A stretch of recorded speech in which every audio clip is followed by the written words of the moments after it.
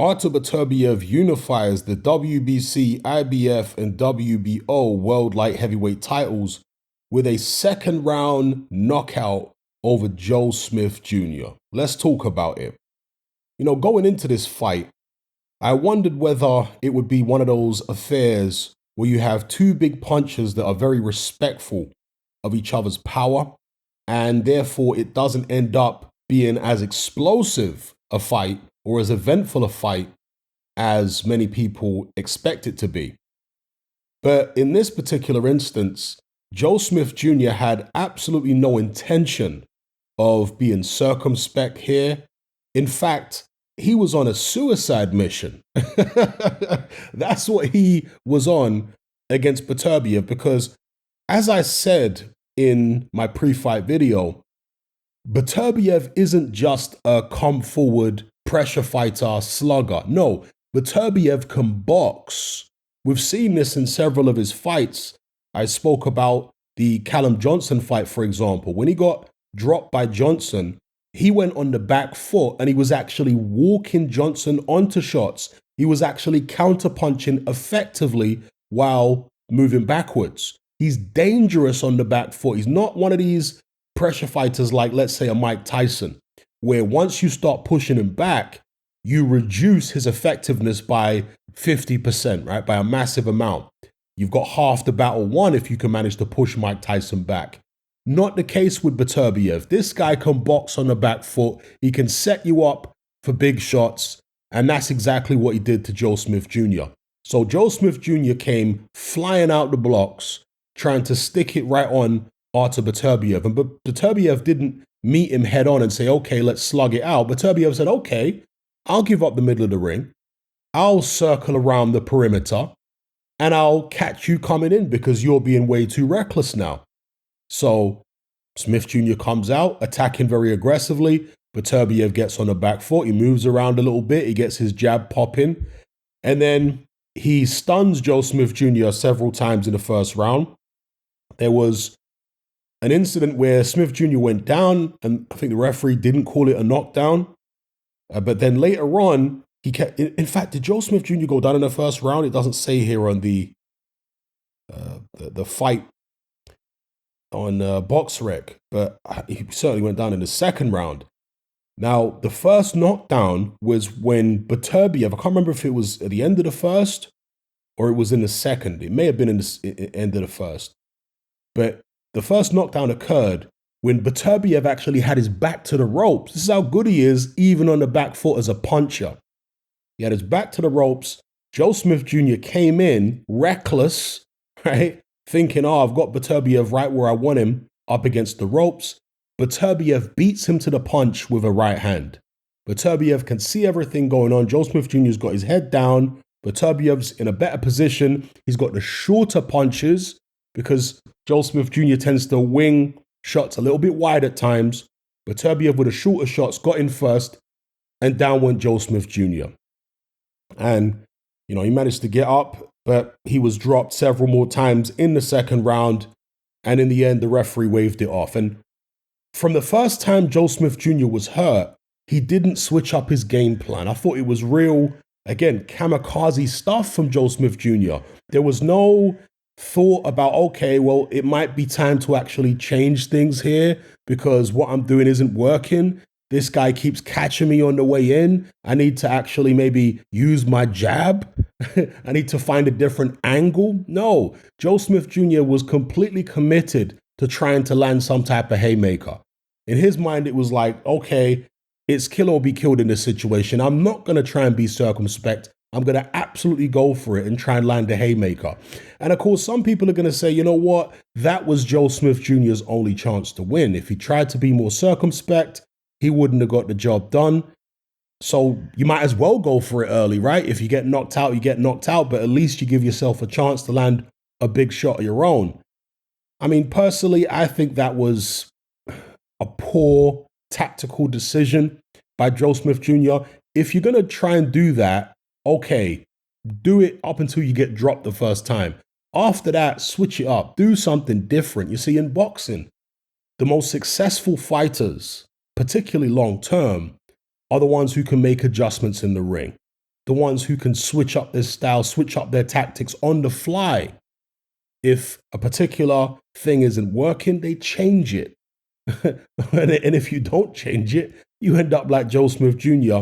getting bombed out in 2 rounds. And this is a guy in Joe Smith Jr. who has been stopped early on in his career, but he's proven himself to be very durable.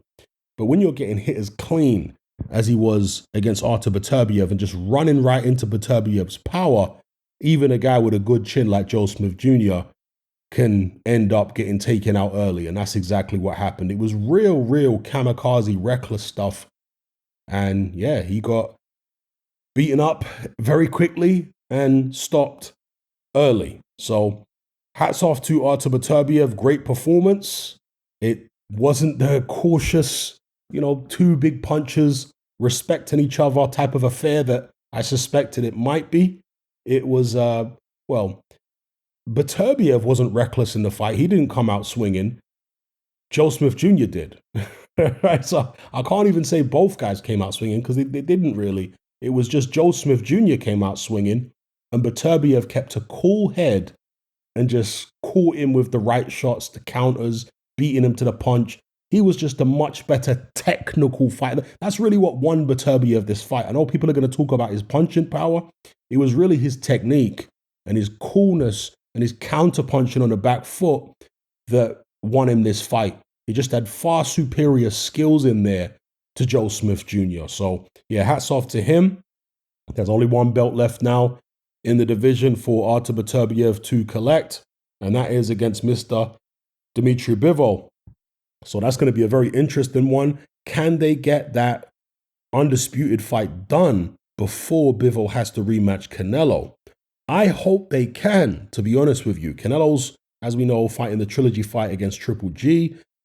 Dmitry Bivol might be contractually obligated to wait for him. I don't know. I hope that isn't the case because, like I say, I want to see undisputed at 175 ASAP. I want to see this Beterbiev-Bivol fight before Bivol has to rematch Canelo. But anyway, let me know what you guys think in the comments below about Artur Beterbiev's performance here. And is it what you expected? I'm sure some of you did expect this kind of shootout where Smith Jr. just goes on a kamikaze mission. Maybe some of you expected that. I mean, look, in a fight between 2 big punchers, that obviously can happen. But sometimes it turns out to be a stalemate. And I thought, maybe a stalemate. Maybe Joe Smith Jr. has learned enough over the years to not just be this crude attacking fighter, right? Maybe he's learned enough, particularly against the guy who can punch and box like Beterbiev, to just box your way into the fight. Don't just go flying in with reckless abandon. That's how you get chinned early. But evidently he didn't have that much sense. So it was what it was. Yeah, so let me know what you thought of his performance and how do you think a fight between him and Bivol goes. One of the main reasons I want to see this fight sooner rather than later is because Beterbiev is 37. I know he's a well-preserved 37. He's in fantastic shape. He's only had 18 professional fights, all by knockout. So even though he had a very extensive amateur career, hundreds of fights, as a pro, he's still fresh in terms of he hasn't taken punishment. He hasn't been in that many tough fights. So he's probably got more gas left in the tank and less miles on the clock than your average 37-year-old fighter. But nonetheless, time waits for no man. And, there is such a thing called biology. So at 37, you're not going to be the same, in most cases, physical specimen as you were at 27.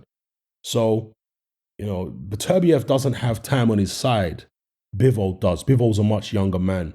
So I hope the fight happens sooner rather than later so we can see both guys, if not in their primes, at least close to their primes. Bivol's probably in his prime. Beterbiev, is he still in his prime right now? I mean, he's still very good, clearly, but he might have been better a few years ago, potentially. So anyway, I'll leave it there. Let me know what you guys think in the comments. If you're tired of the biased narratives and mass censorship on mainstream platforms, and you want to be part of a community of critical thinkers who love free speech just as much as you do, then come and join me on Patreon. and access my weekly no-holds-barred, censorship-free podcast where we lift the lid on a wide variety of controversial topics. It's not mainstream friendly, it's not politically correct, but that's the whole point. We dare to stand as a beacon of reason against an army of insanity. Just head on over to my Patreon page and select the tier called Hatman Hot Topics. You'll gain access to a minimum of 2 hours of exclusive content every single week, including podcasts, videos, interviews, live stream Q&As, as well as my popular Confessions of a Nightclub Bouncer series. Not to mention a vast back catalog of hundreds of hours of previous episodes. You can listen via the Patreon app with the option to download in high quality MP3. We've also got an Element group where you can come and chat and hang out with myself and other members. Unlike Discord, it has full end-to-end encryption, is decentralized, and is 100% censorship free. You can also send voice notes as well as much larger audio and video files than you can on Discord. So come and sign up on Patreon. There's no contract, there's no commitment, you can cancel at any time, and it's cheaper than a cup of coffee. So I'll see you over there. I'm out.